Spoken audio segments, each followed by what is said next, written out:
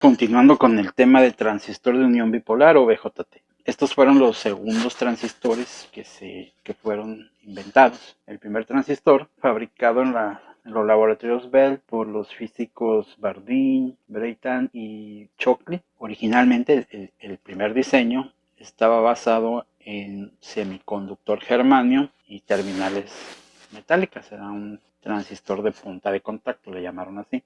Shockley, el jefe del proyecto, tuvo la idea de fabricar algo equivalente, pero esta vez utilizando una estructura diferente. Y es esta. Este fue el transistor de unión bipolar, que nació en 1951. Lo que se le ocurrió pues fue hacer una estructura en forma de un sándwich, de un material tipo P y un material tipo N, formando un diodo. Y luego formando otro diodo con ese mismo material central. A ese material central se le nombró como base, ya que sostenía a los otros dos materiales. A una de las terminales se le llamó emisor y al otro se le llamó colector. Cuando lo veamos operar, entenderemos por qué estos nombres. La estructura primitiva es cómo se construye ese dispositivo. Y bueno, es un semiconductor que puede ser de silicio, los más típicos, pero pueden ser otro tipo de semiconductores, inclusive algunos compuestos, dopado para que tenga impurezas aceptoras y donadoras. Recuerden que cuando se dopa para tener impurezas donadoras, se convierte en un material extrínseco tipo N, y cuando se dopa para que absorba electrones de la estructura y aparecen lo que conocemos como huecos y que se comportan como partículas con carga positiva, pues se llama material extrínseco tipo P. Cuando se unen ese material tipo P y ese material tipo N, se forma una barrera de potencial. De hecho, es un diodo lo que se está formando. Y de hecho, como son dos uniones, se forman dos diodos. Una manera de visualizar ese dispositivo es a través de un circuito equivalente basado en diodos, que es esto de aquí. Como se está haciendo dos uniones, dos diodos, el material del centro, que se conoce como base, puede ser de material tipo P o puede ser de material tipo N. Eso implica que hay dos tipos de transistores bipolares. Uno que se conoce como NPN, transistor bipolar NPN, y el otro como transistor bipolar PNP. Entonces hay dos tipos en esa familia. Está formado por dos diodos. Aquí está el circuito equivalente. Hay un diodo, en este caso en el transistor NPN, pues hay un diodo entre la base y el colector, base y colector, y hay otro diodo entre la base y el emisor, conectados de esta manera. O si estamos utilizando del otro tipo, pues hay un diodo viendo hacia la base, entre colector y base, y otro igual viendo hacia la base entre emisor y base. No significa que se pueda fabricar o que opere un transistor usando diodos, eso no ocurre. Recuerden que la estructura geométrica tiene mucho que ver con la operación. Entonces, aunque son uniones que son de uniones semiconductoras, el conectar dos diodos así no va a funcionar. La base debe de ser un área muy pequeña, muy delgada, para que funcione adecuadamente. Lo veremos eso cuando lo polaricemos, porque tiene que ser así de delgada. También el emisor debe de estar más dopado. Es más dopado, aunque parece simétrico, los emisores están más dopados que los colectores. La base debe ser un semiconductor muy delgado para que funcione. Entonces, conectando diodos no va a funcionar como un transistor, pero nos sirve este modelo para ver diversos detalles. Uno de ellos es que podemos probar un transistor bipolar buscando diodos. Por ejemplo, si tenemos un multímetro, un ómetro, o mejor aún, un probador de diodos. Un probador de diodos que tiene una terminal positiva, una terminal negativa, y queremos corroborar que el dispositivo esté correcto, que funcione. Bueno, un dispositivo transistor bipolar pues se encuentran en diferentes encapsulados. Por ejemplo, uno de los comunes que son de pequeña señal es así. Vean que tiene tres terminales. Puede ser de potencia, con una aleta disipadora de calor, algo así. Inclusive hay unos que son de mucha más potencia, que se ven de canto, se ven así. Tiene dos terminales y todo el cuerpo es la tercera terminal. Si lo viéramos desde arriba, lo que veríamos es algo así. Y sus dos terminales. tiene unos agujeros, igual que este, para conectar un disipador de calor. Igual aquí, con los tornillos se sujeta un disipador de calor. Entonces hay diferentes encapsulados. Las terminales el fabricante decide dónde las pone. Uno pensaría, bueno, pues la de en medio es la base. No necesariamente, el fabricante lo decide. Inclusive en esta, pues, ¿cuál es la base, no? Lo que sí, en las que son de encapsulados metálicos, el colector es la parte metálica, porque en el colector es donde se va a disipar el calor. En estos también, la aleta disipadora, esta aleta disipadora también es el colector. Ese sí es una regla. Sin embargo, en estas terminales, si la base no está en medio, el modelo equivalente de diodos nos puede ayudar mucho. Tomamos un probador de diodos y lo que tendríamos que hacer es buscar cuál es la terminal común a las otras dos. Puede ser cualquiera. Entonces, lo que hacemos es colocar la terminal positiva en alguna de ellas y buscar un diodo, que el aparato indique que hay un diodo polarizado directamente. Si no es así, pues buscamos en la otra, que el aparato indique que hay un diodo polarizado directamente. Supongamos que marcan un circuito abierto. ¿Qué podemos hacer? Invertir las terminales, porque a lo mejor es de este tipo. ¿Qué se debe de hacer para identificar las terminales? Bueno, primero vamos a asumir que no sabemos nada de él, que tenemos simplemente un componente y que tiene 3 terminales y que asumimos que es un transistor bipolar. Pero ¿qué tipo de bipolar? Puede ser un NPN o un PNP. Si es un NPN, la base es de material tipo P. Entonces vamos a buscar ese diodo, bueno, esa base que polarice directamente a las otras dos terminales. Vean, hay un diodo aquí, entonces debe de conducir, y un diodo acá también debe de conducir, todos con un punto común. Entonces, una es esa, primero buscar la base. Tomamos la terminal positiva, la conectamos en una terminal y buscamos si conduce. Si conduce, luego hacemos esto. Si conduce, quiere decir que esta es la base y que además es un transistor NPN. Si no conduce, bueno, si no conduce de manera común con las otras dos, nos vamos a la que sigue y buscamos en esta que conduzca. Y entonces la base está en medio. Si no es esa, pues nos vamos a la que sigue, que conduzca, y si es así, la base está a la derecha. Supongamos que la base estuviera en medio, que así hubiera resultado. Conduce y conduce. Todavía no es prueba suficiente, por cierto. Tuvimos que haber hecho lo contrario. Descubrimos que la del medio es común, entonces es la base. Pero aquí no debería de conducir. Estamos polarizando, vean, inversamente las uniones. Entonces, así como condujo aquí, aquí no debe de conducir. Debe mostrar una alta impedancia. Y acá también una alta impedancia. Si es así, ya podemos decir que ese dispositivo es un transistor bipolar de tipo NPN, que la base está en medio, ya estaríamos seguros, porque conduce en esta dirección y no conduce en otra dirección. Y que la de en medio es común también en la otra terminal. Y que conduce polarizando directamente y que no conduce polarizando inversamente. También tenemos una prueba más. Vean, si entre colector y emisor conectamos el probador de diodos o el ómetro, este terminal positiva está polarizando inversamente el colector. Vean, la negativa está polarizando directamente al emisor, pero esta está inversa. Entonces el resultado de ambas es que es un circuito abierto. Y si invierto las puntas, ahora esta se polariza directamente, pero esta ahora es inversa. Entonces el resultado es un circuito abierto. Entonces, entre colector y emisor debe haber un circuito abierto en los dos sentidos. Resumiendo, buscar primero la base.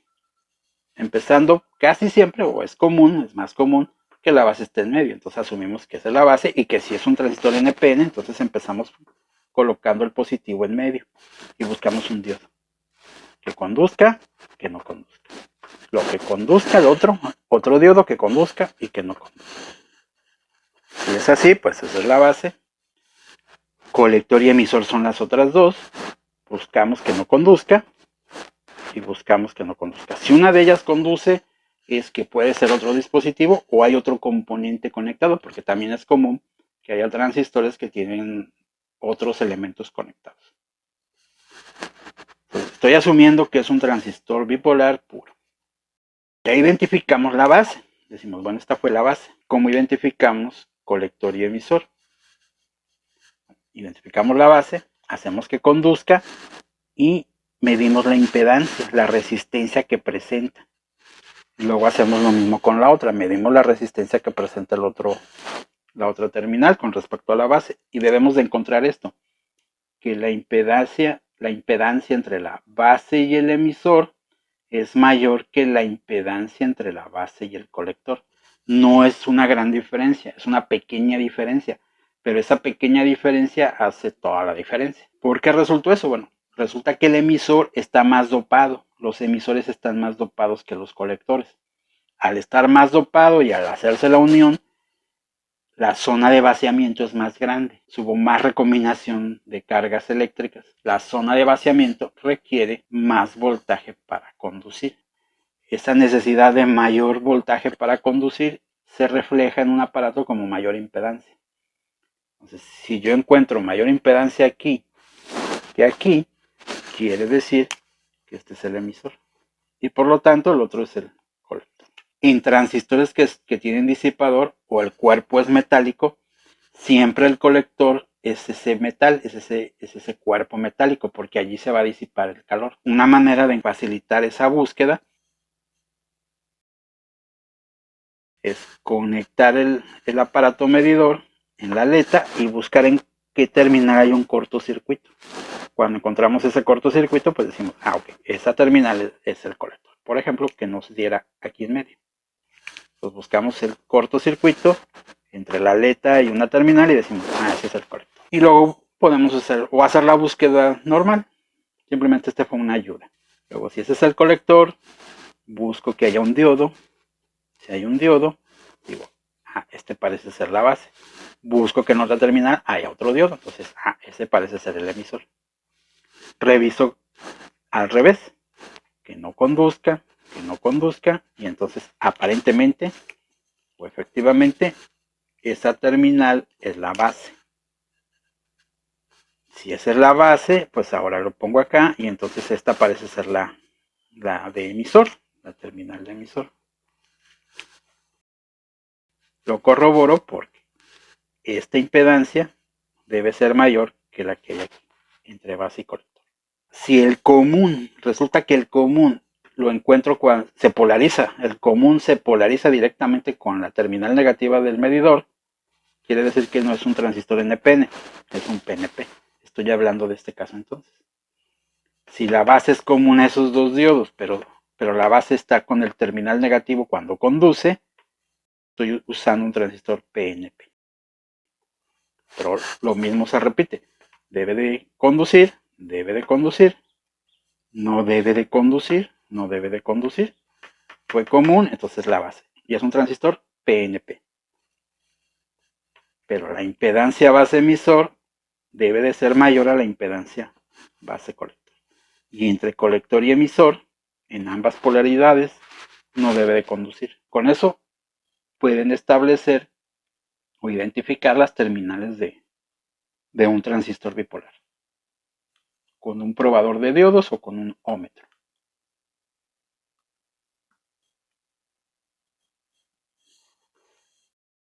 Todavía no estamos hablando de cómo opera. Los símbolos para un transistor NPN y para el transistor PNP. Vean que es el símbolo de un diodo. O sea, recuerdan que en el caso de los diodos es un material tipo P, un material tipo N. La unión tiene la zona de vaciamiento y su símbolo es un símbolo, recuerden que es un símbolo convencional. La corriente eléctrica realmente son electrones que va a ingresar por el material N y van a salir por el material P. O sea, la corriente real va así. Pero el símbolo está al revés. Es un símbolo convencional. Asume que la corriente es la convencional, que va del terminal positivo al terminal negativo. Igual aquí es un símbolo convencional. Nos está indicando, si checamos acá, un diodo aquí. Esa flecha nos lo indica. Es esta misma Es esa misma flecha de un diodo. Entonces nos dice la base, el emisor. Entonces aquí hay un diodo. ¿Qué nos está diciendo? Que este es el material tipo N y entonces este es el material tipo P. Entonces quiere decir que este es un transistor NPN. Y la flecha al revés, pues nos está diciendo que es el otro tipo de material. Vean, el símbolo convencional de un diodo. Este es el material P, entonces este es el material N. Quiere decir que este es el símbolo de un transistor PNP. La flecha nos indica el emisor, la zona más dopada. ¿Por qué se llama emisor? Porque de allí van a ingresar los electrones. O sea, realmente, aunque este es un símbolo convencional, la corriente va a ingresar por el emisor, aunque la flecha está al revés. La corriente real, la corriente de electrones, va a ingresar por el emisor y luego se va a dividir entre la base y el colector. El transistor no es más que un nodo. Entra corriente y se divide en dos corrientes. En el caso del transistor del otro tipo, del PNP, pues la corriente, bueno, este es un símbolo convencional, pero la corriente real pues va a entrar por la base. Va a ingresar por la base y luego se va a dividir entre colector y emisor. Vamos a quitar pues este símbolo del diodo de las convenciones de corriente para pasar a lo que se conoce como curvas características. Recuerden que una curva característica es una relación o un comportamiento entre el voltaje y la corriente de un componente. Un componente tiene que tener dos terminales, o sea, para que un componente eléctrico funcione, pues debe de haber una terminal positiva y una terminal negativa. Entonces, siempre que estamos hablando de curvas características, pues estamos hablando de al menos dos terminales. Sin embargo, el transistor pues tiene tres. ¿Eso qué va a implicar? Bueno, pues que en un transistor bipolar y cualquier transistor que son de tres terminales va a tener varias curvas características. Puede haber esta curva característica. Voltaje base emisor contra corriente de emisor. Voltaje base emisor, corriente de emisor. Solamente en estas dos terminales, entre base y emisor. Y entonces tenemos una curva característica que estaríamos hablando que es el voltaje base emisor contra la corriente de base. Y de hecho, aquí lo vemos, es un comportamiento, bueno, es un diodo. Entonces lo que vamos a encontrar allí es un comportamiento de un diodo. No lo voy a dibujar todavía. Vamos a hablar primero de todas las posibles curvas. Hay una curva característica entre base y emisor, y sería como se observa allí, la corriente de la base entre el voltaje base emisor o contra el voltaje base emisor. Esa curva particularmente se conoce como curva de entrada. El transistor, recordarán, es una válvula, es una llave de paso. Se controla esa llave de paso a través de estas dos terminales. El flujo que se controla aparece entre colector y emisor. Viaja por el emisor, pero esa es la corriente real. La convencional, que es la que vamos a manejar en los circuitos, pues iría en contrasentido, o sea, de colector a emisor, va a aparentar ser eso. Entonces, esta base emisor controla el flujo colector-emisor. A esta curva se le conoce como curva de entrada, porque es la que controla el flujo de la salida. Entonces esta curva va a ser, la de colector-emisor es la de salida. Entonces hay una curva característica de entrada, una curva característica de salida. Una de ellas va a ser la de entrada, corriente de base contra voltaje base emisor, y la de salida va a ser entonces corriente de colector contra voltaje colector emisor. Para poder hablar de ello, necesitamos poner fuentes de alimentación. Así que hago una pausa, me quedo con algunas cosas, por la mayoría, y hacemos ese análisis.